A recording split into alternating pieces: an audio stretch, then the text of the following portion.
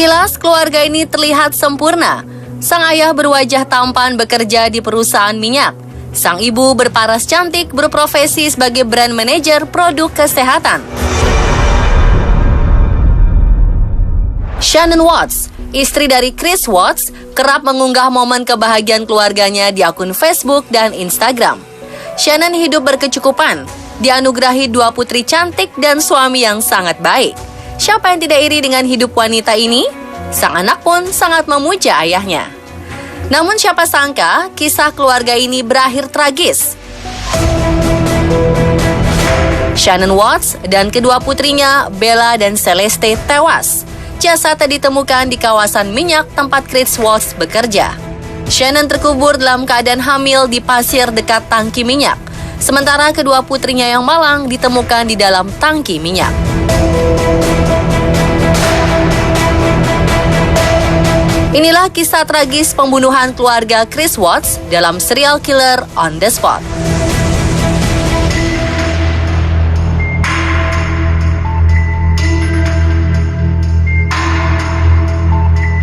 Shannon merasa gadis paling beruntung di dunia. Dia berkenalan dengan Chris Watts melalui Facebook saat dirinya berada dalam titik terbawah.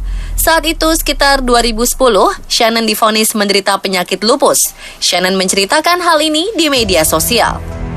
And because of my health challenges, because I got so sick, I let him in. And he only knew me at that time. He knew me at my worst. And he accepted me. And, you know, through your vows, like through sickness and everything, he's been there. Shannon sempat menghindar dan menolak bertemu Chris. Sampai akhirnya Chris berhasil meluluhkan hatinya. Di awal-awal pernikahan, mereka berjuang untuk biaya kesembuhan Shannon dan berhasil melewati masalah tersebut sampai Shannon membaik. 13 Agustus 2018, Shannon baru tiba di rumahnya pukul 2 pagi. Dia baru saja melakukan perjalanan bisnis dengan temannya, Nicole Atkinson. Setelah mengantar Shannon, Nicole langsung pulang ke rumahnya. Pagi hari, Nicole menghubungi Shannon untuk mengingatkannya pergi ke dokter jam 10 pagi. Tetapi Shannon tidak menjawab. Nicole lalu menghubungi dokter langganan Shannon. Namun dokter mengatakan bahwa Shannon belum menjumpainya. Nicole kemudian bergegas ke rumah Shannon dan tidak ada orang di rumah. Nicole sempat menghubungi Chris, namun Chris mengatakan bahwa Shannon sedang pergi bersama anak-anak. Nicole tidak percaya karena melihat mobil Shannon lengkap dengan car seat anaknya. Dia akhirnya menelpon polisi setempat. Setelah Chris datang, polisi meminta izin untuk memeriksa rumah mereka. Chris mengatakan kalau istrinya sedang pergi bersama anak-anak, namun tidak memberitahukan kemana tujuan perginya. Pada pemeriksaan itu, ponsel Shannon ditemukan tertinggal di rumah.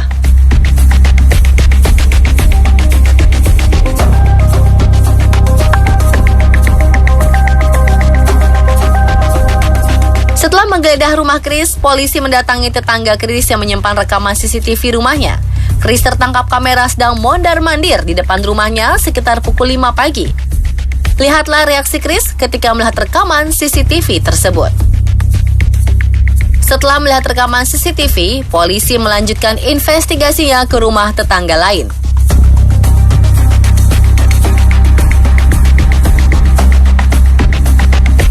Hari di mana keluarganya hilang, seharusnya Chris panik dan fokus mencari keberadaan 3 wanita yang paling disayanginya itu. Tetapi Chris malah melakukan hal lain. Chris menelpon maklar rumah untuk menjual rumahnya. Chris juga menelpon sekolah Bella dan memberitahu bahwa Bella tidak akan masuk dalam waktu lama. Polisi juga menemukan data bahwa Chris menghubungi kekasih gelapnya Nicole Kessinger. Chris memberitahu Nicole jika keluarganya sudah pergi.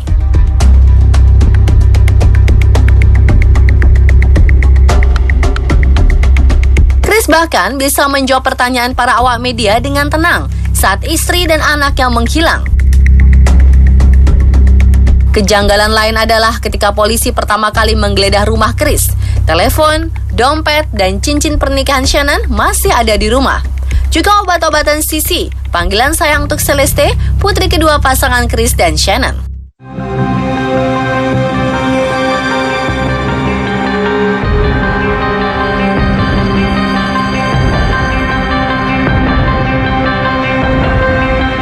Selama penyelidikan, hilangnya Shannon dan anak-anaknya, polisi menemukan hubungan perselingkuhan antara Chris dan rekan kerjanya di perusahaan minyak tempat ayah dua putri ini bekerja.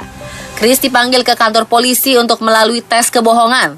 Hasilnya, dia terbukti berbohong.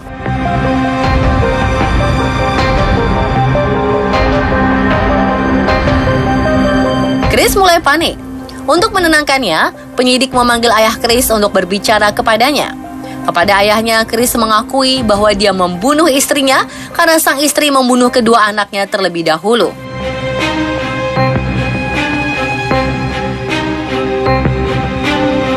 Dari pengakuan Chris, polisi pun menemukan jasad Shannon, Bella, dan Celeste.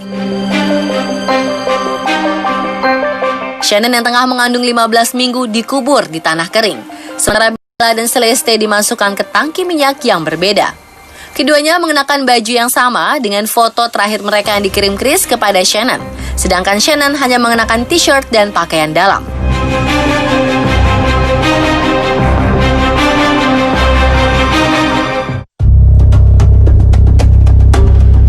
Serangkaian pemeriksaan dilakukan.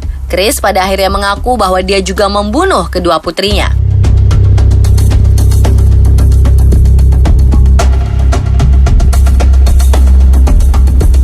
Pagi hari ketika Shannon pulang, Chris dan Shannon terlibat pertengkaran yang membuat Chris marah dan mencekik Shannon. Istri yang sedang berbadan dua ini akhirnya meregang nyawa. Chris menarik tubuh Shannon keluar kamar. Ternyata sang putri Bella mendengar keributan dan melihat jasad ibunya.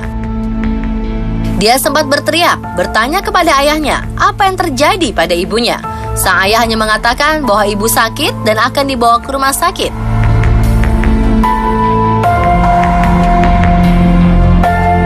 Chris membawa Bella dan Sissy yang saat itu terbangun juga. Chris mengemudikan mobilnya menuju area minyak tempat dia bekerja.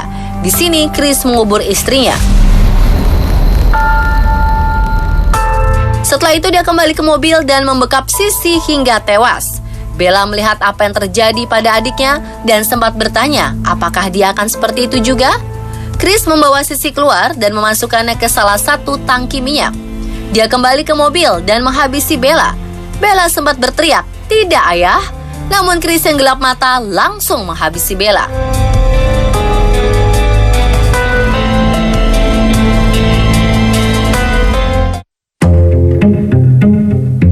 Atas perlakuannya yang keji, Chris dijerat pasal berlapis, menghilangkan nyawa Shannon, 2 anaknya, dan 1 janin di perut Shannon. Chris juga dijerat karena memperlakukan jenazah dengan tidak manusiawi. Pengadilan menjatuhkan vonis hukuman seumur hidup tanpa bebas bersyarat kepada Chris. Jaksa mengatakan ini lebih ringan dari hukuman awal.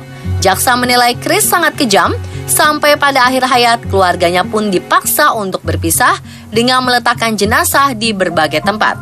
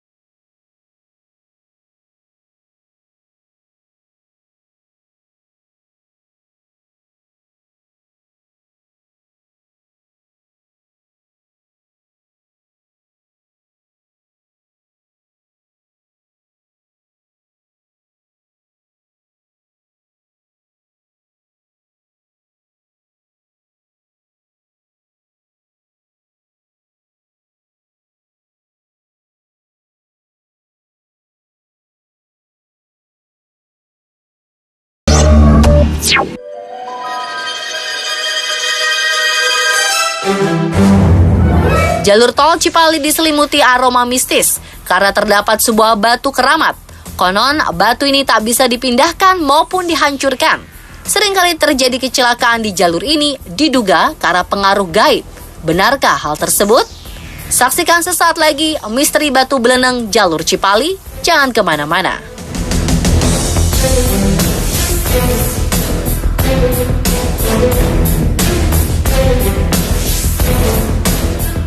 Ini bodyguard saya. Tugasnya mengawal Inces. Kulitku